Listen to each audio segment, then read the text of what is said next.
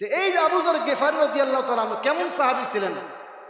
নবীজি সাল্লাল্লাহু আলাইহি সাল্লাম একদিন বসা, হযরত আবু যর গিফারী রাস্তা দিয়ে হাঁটতেছেন, মুখের মধ্যে রুমাল দিয়ে হাঁটতেছেন।